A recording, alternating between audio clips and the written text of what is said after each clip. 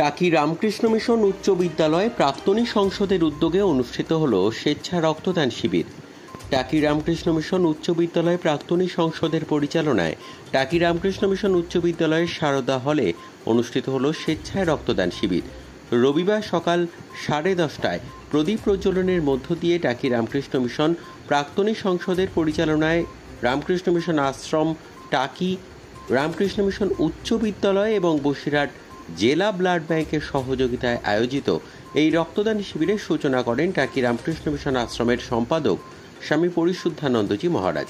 উপস্থিত ছিলেন রামকৃষ্ণ মিশন উচ্চ বিদ্যালয়ের প্রধান শিক্ষক স্বামী পূর্ণময়ানন্দজি মহারাজ সহ চন্দ্রকেতুগড় শহীদুল্লাহ স্মৃতি মহাবিদ্যালয়ের প্রাক্তন অধ্যক্ষ ডক্টর নারায়ণ দাস সহ অন্যান্যরা।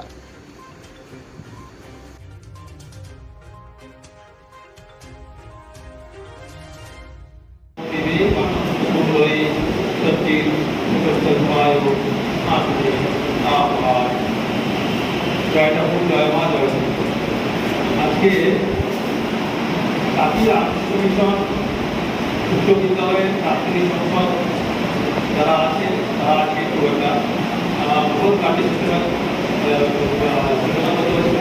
করতে চলেছে। আজকে একটা রক্তদান শিবির আয়োজন করা হবে। এই রক্তদান শিবির কয়েকদিন চলছে। এটা একটা খুব ভালো কাজ, সমাজসেবার একটা খুব ভালো কাজ বলা যেতে পারে। মানুষকে সেবায় তারা একটা এগিয়ে এসেছে। ভালো করে আমি আমার এই প্রাক্তনী সংসদের সর্বদের আছি উদ্যোগে শুভেচ্ছা জানাই, তাদের মঙ্গল কামনা করি। এছাড়া যারা তোমার সাধারণ শুভেচ্ছা জানাই, ভালোবাসা জানাই।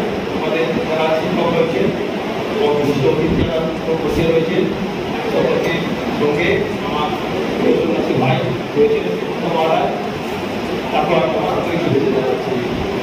এখন এই যে আমার রামকৃষ্ণ মিশনের এটা